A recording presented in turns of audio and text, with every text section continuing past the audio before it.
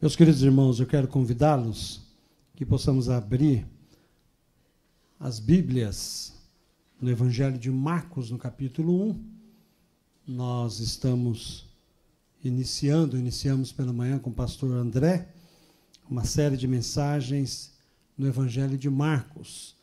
Quem deveria estar aqui hoje era o pastor Neto, mas houve uma necessidade lá no Heliópolis, ele queria estar aqui, mas não pôde estar, porque nós estamos ajudando ali, atendendo a Igreja Batista do Heliópolis, e ele pede orações pela Igreja Batista do Heliópolis, para que Deus levante um obreiro para aquele trabalho que ali está. Então, ele está lá, daqui a pouco eles devem estar chegando, ainda vai participar do culto também. E oremos também pelo pastor Gileade, também, que está na Igreja Batista Homero Tom, ali também atendendo a igreja que está sem pastor. Então, como o pastor Gregory disse hoje de manhã, que bom que tem bastante pastor aqui. A gente pode estender as mãos e abençoar a vida de outras igrejas através dos nossos pastores. Então, quero convidar você, neste momento, que esteja atento à leitura do texto da Palavra de Deus, que está registrada no Evangelho de Marcos, no capítulo 1, do verso 14 ao verso 20. E diz assim a palavra do Senhor: depois de João ter sido preso, Jesus foi para a Galiléia pregando o Evangelho de Deus.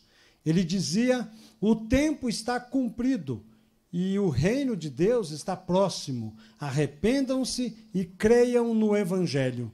Caminhando junto ao mar da Galiléia, Jesus viu os irmãos Simão e André, que lançavam rede ao mar, porque eram pescadores. Jesus lhes disse: venham comigo, e eu farei com que sejam pescadores de gente.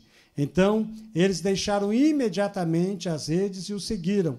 Pouco mais adiante, Jesus viu Tiago, filho de Zebedeu, e João, seu irmão, que estavam no barco consertando as redes, e logo os chamou. Eles seguiram a Jesus, deixando seu pai Zebedeu no barco com os empregados. Obrigado, Senhor, pela tua palavra viva e eficaz. Pedimos que, em nome de Jesus, o Senhor nos abençoe nesta noite, que o pregador não fale de si mesmo, mas fale a tua palavra, e que sejamos abençoados pelo Senhor, no nome de Jesus. Amém.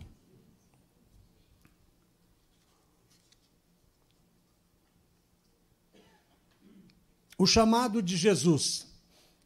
Aqui Jesus começa a chamar os discípulos, começa a chamar aqueles que vão andar com Jesus e fazer uma obra muito especial, que é compartilhar, que é disseminar o Evangelho de Jesus a tal ponto que chegou aqui, para mim e para você. Por isso que nós devemos louvar a Deus por aquelas pessoas e a forma como ele chamou essas pessoas. Quando nós olhamos o texto e observamos aqui, a impressão que dá que Jesus chegou e falou: olha, vem comigo, e eles já saíram, e é exatamente isso. Mas esses discípulos, eles conheciam a Jesus. Se você observar João, no capítulo 1, a partir do verso 35, eles já tiveram uma experiência, e André já conhecia Jesus, e provavelmente o outro discípulo que estava com ele era João, que foram convidados para virem verem onde Jesus vivia, e se tornaram, então, os seguidores de Jesus. Começaram ali, há 1 ano atrás, a ter um vínculo com Jesus. Provavelmente Jesus já ensinava eles, já andava com eles, mas ainda não iniciou o seu ministério, e também parece que isso aconteceu também com Simão e João e Tiago também. Então, quando Jesus, agora, depois de quase 1 ano, eles chegam nesses discípulos: olha, agora chegou o momento de eu ensinar vocês o que é ser apóstolo, o que é ser meu seguidor, o que é ser meu discípulo.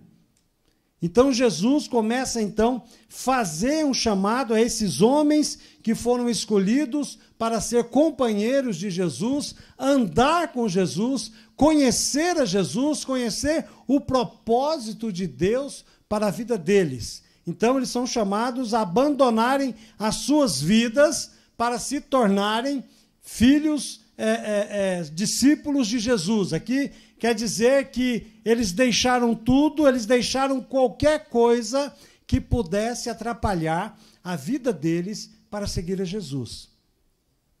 Quando nós pensamos em discípulos, a gente sempre vê nos evangelhos que muita gente seguia Jesus. Muita gente. Eu ponho óculos porque para ler eu não consigo, mas para enxergar fica embaçado. Então eu tenho que, para ler o texto, eu tenho que pôr óculos, tenho que tirar o óculos. Mas, na verdade, o que acontece é que muita gente segue a Jesus.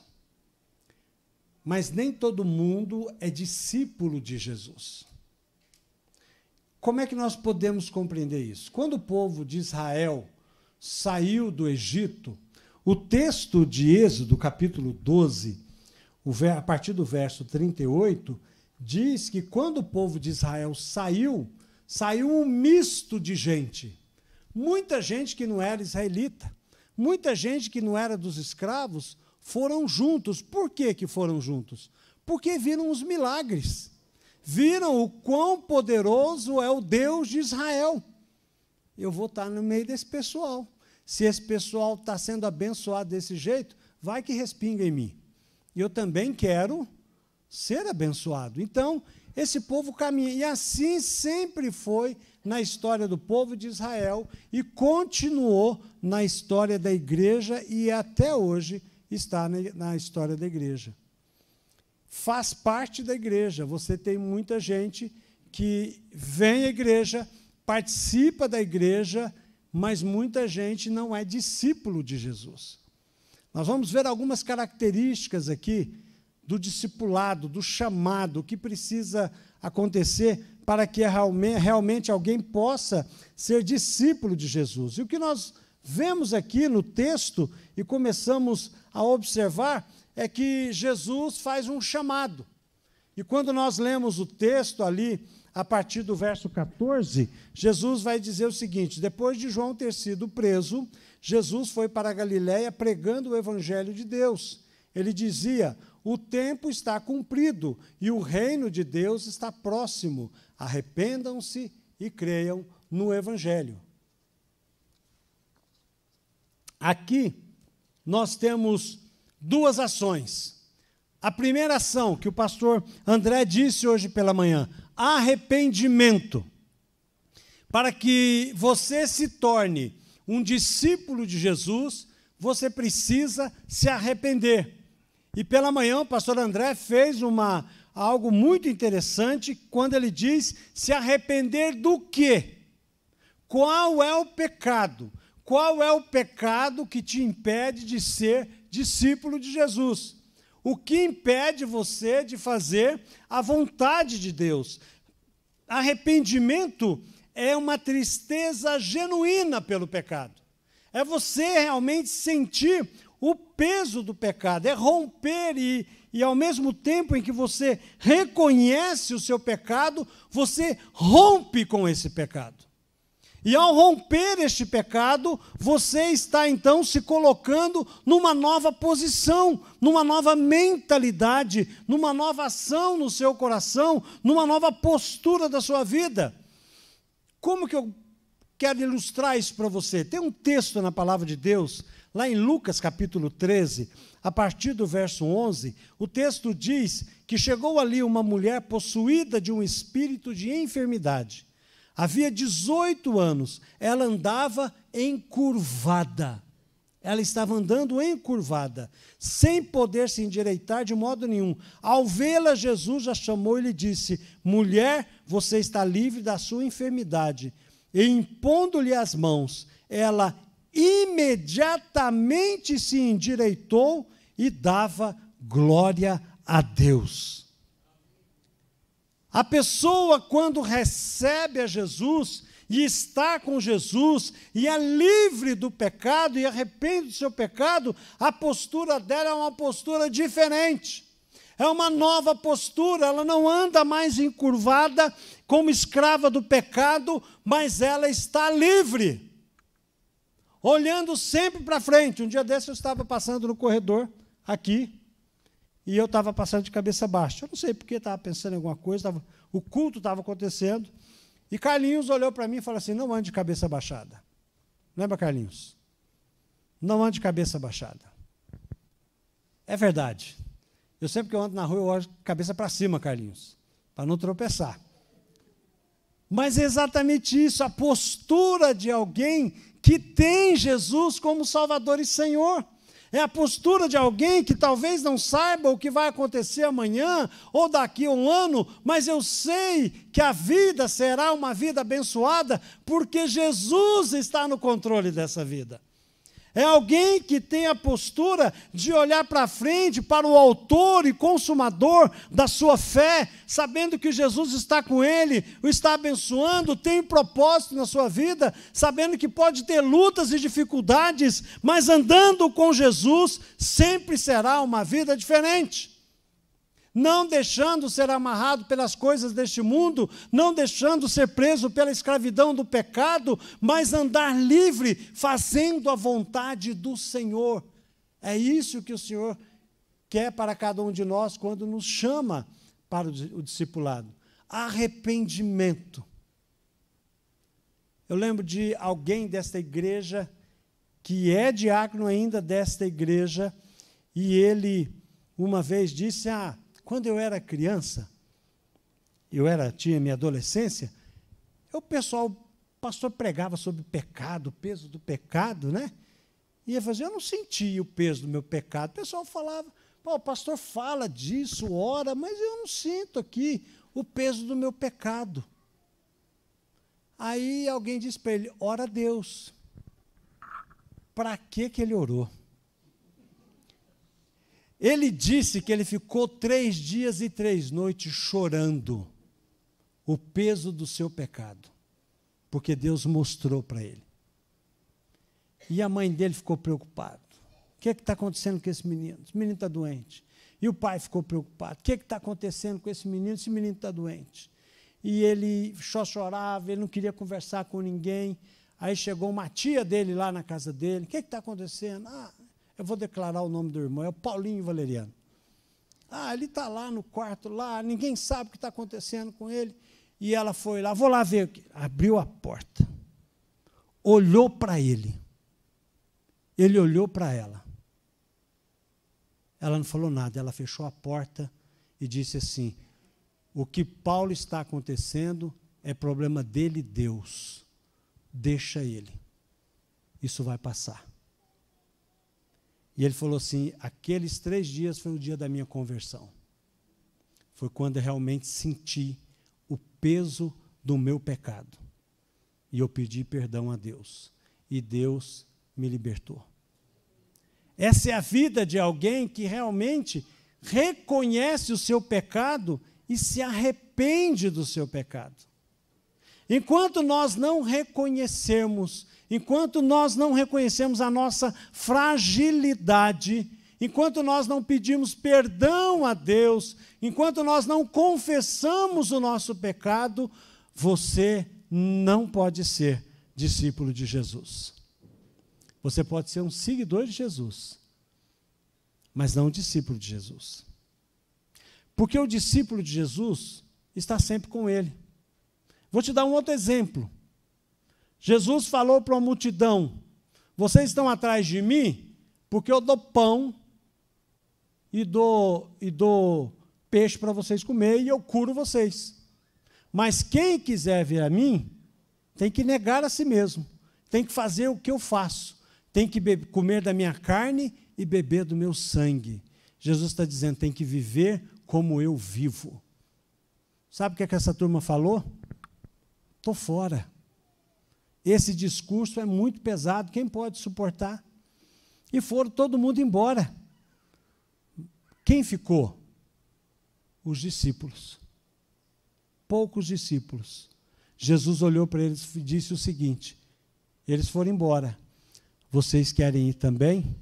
E aí vem Pedro, pedra, 8,80. E ele diz o seguinte, uma frase maravilhosa, Senhor, para quem iremos nós, se nós sabemos que tu és o Cristo, o Filho de Deus? Quem é discípulo, reconhece a deidade de Jesus. E também depois do arrependimento, você tem que crer. Esse crer que nós temos aqui, que Jesus chama ao arrependimento e chama para crer no Evangelho, é você crer no propósito que Deus tem para a sua vida. E esse crer não é simplesmente um crer intelectual ou temporal, aquela ideia, não, eu creio que Jesus é o Salvador, eu creio que Jesus é o melhor caminho, eu creio que Jesus é o Filho de Deus, eu creio que Jesus voltará como rei e arrebatará a sua igreja, eu creio. Não é esse crer. Porque se eu perguntar aqui, quem crê em Jesus, todo mundo vai levantar a mão, não tenho dúvida nenhuma disso. Mas crer em Jesus aqui é confiar em Jesus, mas não só confiar em Jesus, mas também ser fidedigno a Jesus. Andar da forma que Jesus quer, mesmo que você não compreenda todo o propósito que Ele tem para você. Porque aceitar a Jesus como Salvador é você crer pela fé, e na caminhada você vai crendo em Jesus, vai absorvendo os ensinos dele, vai andando com ele, ele vai se revelando a você a cada dia, ele vai mostrando a tua palavra a cada dia, e você vai sendo transformado a cada dia à imagem de Jesus. E isso é um processo. Então, quando Jesus chama para nós, que nós devemos ser seus discípulos, nós temos que descansar nele. Crer é viver na prática da busca do reino de Deus e da sua justiça, como diz Mateus 6,33. Mas busque em primeiro lugar o reino de Deus e a sua justiça. É crendo e buscando que eu e você temos acesso à graça de Deus, ao favor imerecido. É confiando em Jesus que Ele estende a sua mão e abençoa a sua família. É crendo em Jesus e confiando em Jesus que Ele vai cuidar de tudo aquilo que você precisa para que a sua vida seja uma vida abençoada por Deus. É pela graça de Deus que o crente aprende a viver, porque nós cremos em Jesus, porque nós cremos no propósito. Por isso que Romanos 1, 16, 17 diz: pois não me envergonho do Evangelho, porque é o poder de Deus para a salvação de todo aquele que crê, primeiro do judeu e também do grego, porque a justiça de Deus se revela no Evangelho, de fé em fé, como está escrito, o justo viverá pela fé, confiando em Deus. Sem esse requisito, não se pode ser discípulo de Jesus. Sem reconhecermos verdadeiramente o que Jesus tem para nós, nós não vamos poder viver uma vida de libertação e experimentar a obra redentora e libertadora que o Senhor tem nos oferecido. E eu faço a pergunta para você: você tem vivido essa realidade na sua vida? Se você olhar para o seu coração, se você olhar para a sua vida, você pode dizer: eu sou um discípulo de Jesus? Sabemos que isso não é mérito nosso, isso é graça de Deus, e isso tem que ser uma realidade na minha vida, na sua vida, para que nós possamos compreender e fazer a vontade do Senhor. Em segundo lugar, Jesus nos chama para uma vida de serviço. Jesus lhes disse: venham comigo, e eu farei com que sejam pescadores de gente. A vida cristã não é só contemplar a glória de Deus, louvar a Deus, exaltar, glorificar o nome do Senhor, participar de um culto abençoado como esse, participar do louvor, estar reunido como igreja, fazer os seus pedidos de oração. É muito mais do que isso. A vida cristã não é simplesmente domingo de manhã, domingo à noite, quarta-feira, nas alvoradas de oração ou nos encontros. É muito mais do que isso. Você entra aqui no templo sabendo que você está adorando a Deus, e quando você sair daqui do templo, você continua adorando a Deus, servindo a Deus, E quando que eu adoro a Deus, pastor? Você adora a Deus quando você louva a Deus. Você adora a Deus quando você trata bem a sua família, cuida bem do seu casamento. Você adora a Deus quando você diz não ao pecado. Você adora a Deus quando você não aceita a corrupção. Você adora a Deus quando você entende, compreende que Deus tem um plano na sua vida e você abre o seu coração e diz ao Senhor, Senhor, eu sei que o que eu mais quero é cuidar da minha família, eu sei que o que eu mais quero é ter uma vida profissional de sucesso, o que eu mais quero é ter um carro zero, tudo isso é bom, mas isso não é mais o importante, porque o que realmente quero é fazer a tua vontade. Isso é discípulo. Isso é discípulo. Só que nós olhamos para os discípulos de Jesus que ele escolheu, a dar a impressão, esses camaradas são super-homens, são mestres do universo, são superpoderosos, porque, olha, você pensa no Mateus, que escreveu o Evangelho de Mateus, você pensa no apóstolo Paulo, em Pedro, a forma como esses homens foram transformados, aqueles homens eram homens especiais. Mas quando você começa a olhar a história de Jesus com seus discípulos e a caminhada deles, você começa a notar algo muito importante nesses homens. Eles eram homens simples, a maioria iletrados. A maioria sem profundidade espiritual, eram pescadores, gente simples, gente do trabalho.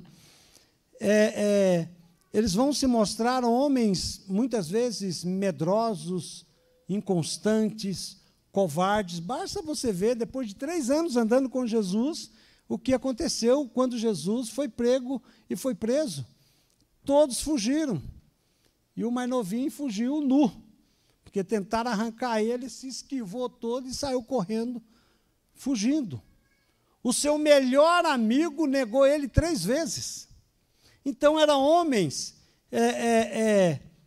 que tinham uma vida cheia de defeitos, cheio de limitações, cheio de pecados, e quando eu comecei a olhar para esse pessoal, tá certo, eu sou um desse pessoal aí mesmo.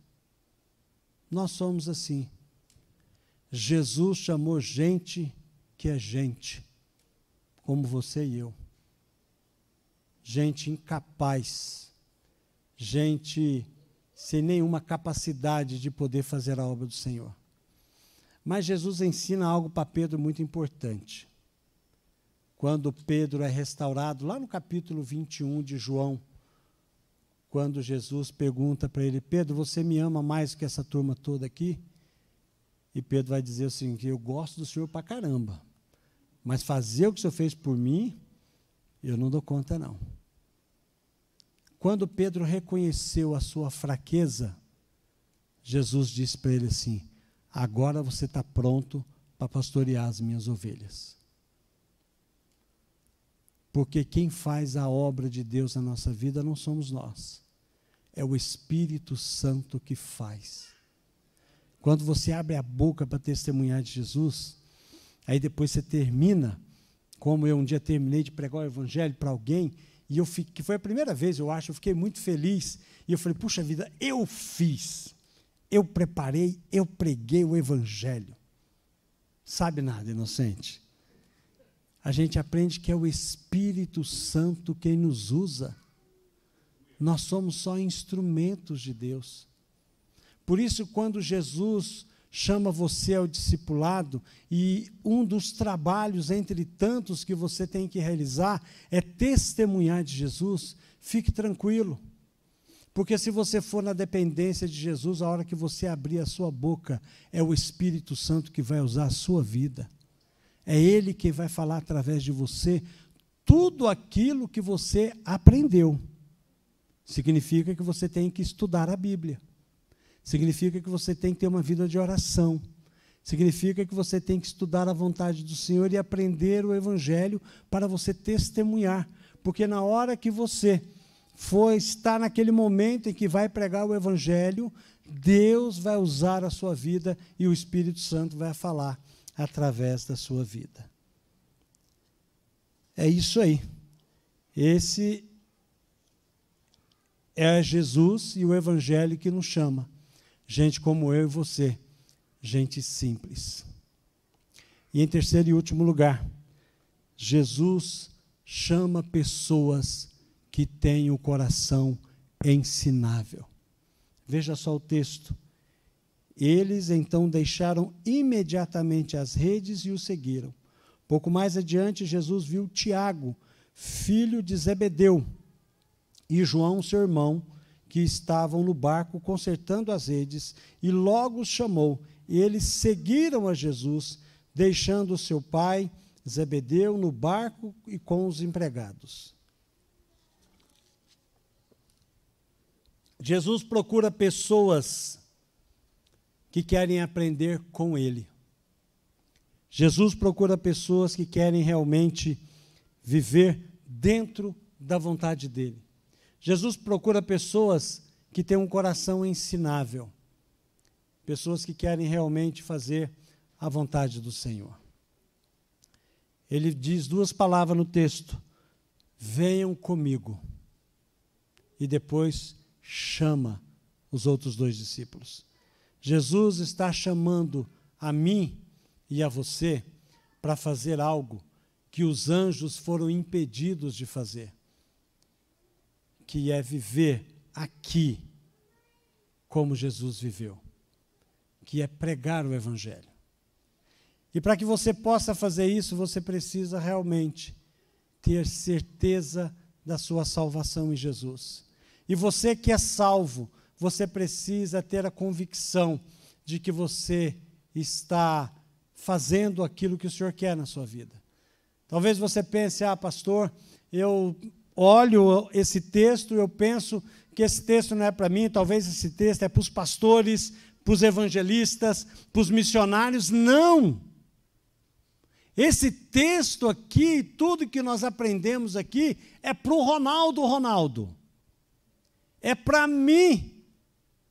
É para o Bola, ou Edmar, desculpa. Não é para o Edmar. É para cada um de nós, é para o irmão Éden. O chamado é para a minha vida, eu, Wagner, para que as pessoas cheguem em mim e perguntem para mim assim: Wagner, quem é você? E eu não falo, eu sou esposo da Clarete. Eu sou esposo da Clarete. Quem é você? Eu sou um dos pastores da PIB de São Caetano. Quem é você? Eu sou filho da dona Lenita, irmão do Walter, gêmeos. Quem é você? Eu sou discípulo de Jesus. Mas que quando alguém perguntar para nós, dizer para você, se tirar tudo isso que você falou, você é quem? Em primeiro lugar, eu sou discípulo de Jesus. Em primeiro lugar, eu sou servo de Jesus. Em primeiro lugar, eu tenho a alegria de dizer que Jesus é o meu Senhor e o meu Mestre. Jesus chama cada um de nós, e como chamou os seus discípulos, e quando eles chamaram ali, pastor, mas eu vou abandonar tudo. Mas esse tudo que Jesus está dizendo aqui, não é que você vai ter que abandonar a sua família. Eu não sei qual o chamado que Deus tem para a sua vida, mas eu sei que Jesus está dizendo o seguinte, que nada atrapalhe o propósito que Deus tem na sua vida. Eu não sei o que é a minha vida, eu sei o que Deus tem me dado, e é isso.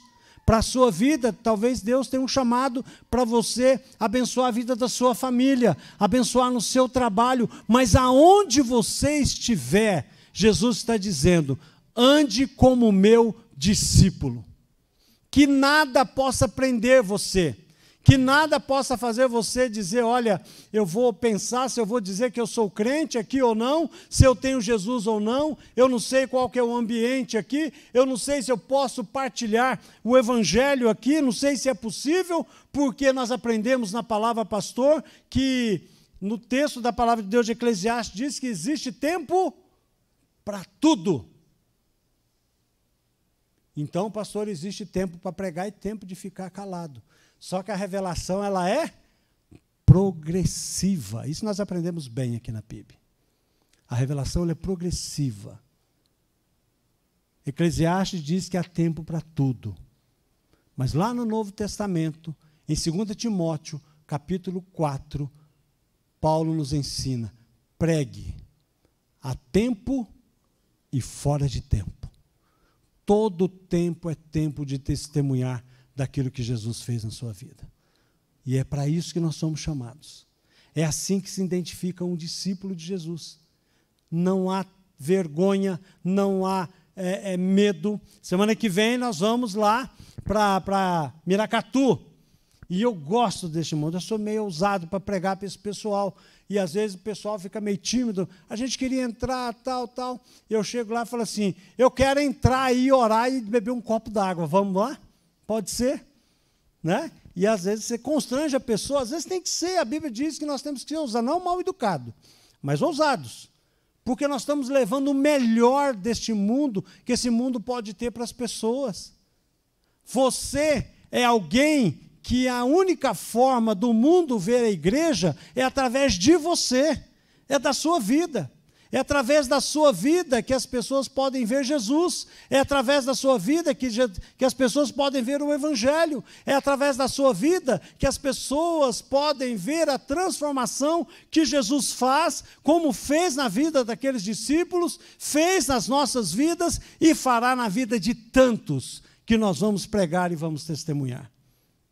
Por isso que, ao celebrar a ceia nesta noite, eu quero convidar você, mesmo que você não participe da ceia, você pense que, porque o momento da ceia é um momento de reflexão, é o momento em que eu penso o valor de Jesus e da morte dele na cruz. Então eu vou lembrar do que Jesus fez por mim. E eu estou aqui para ser discípulo. Eu não estou aqui só para ser simplesmente um seguidor da igreja, ou está aqui porque a igreja abençoa, ou está aqui porque tem uma palavra boa, porque é bom para os meus filhos. Não, eu quero ser mais um discípulo. Eu não quero viver da experiência dos outros que contam na igreja, mas eu quero ter a minha própria experiência com Jesus. Se você tem caminhado nesse sentido, então hoje é momento de reconciliação, hoje é momento de recomeço. Quero convidar os diáconos que vêm aqui na frente para nos ajudar, e eu quero que você pense nisso, que você possa pensar que se você ainda não recebeu esse Jesus como Salvador e Senhor da sua vida, a Bíblia diz que hoje é dia de salvação. Hoje é dia em que você pode levantar a sua mão e confessar sem vergonha nenhuma e dizer: eu recebo Jesus como meu Salvador e Senhor. Todas as vezes quando o pastor faz o apelo, Carlinhos, eu tenho vontade de levantar a mão e aceitar de novo. Mas eu já recebi. Mas toda vez que eu vejo alguém batizando, dá vontade de ir lá e batizar de novo. Mas eu já fui batizado, porque é um prazer, é uma alegria inefável saber que Jesus morreu na cruz e eu recebi Ele como meu Salvador e Senhor. A graça de Deus nos alcança através do Evangelho de Cristo. A graça de Deus quer alcançar você, se você não recebeu Jesus como Salvador e Senhor da sua vida. Vamos fechar os nossos olhos? Se você quer receber Jesus como Salvador da sua vida, ore comigo assim: Senhor, eu reconheço que muitas vezes eu sou apenas um seguidor da tua igreja e não um discípulo seu. Mas nessa noite eu me arrependo do meu pecado. Eu compreendo que eu sou pecador. Eu compreendo o propósito de Deus na minha vida e creio que Jesus morreu na cruz para me salvar. E eu recebo esse sacrifício na minha vida.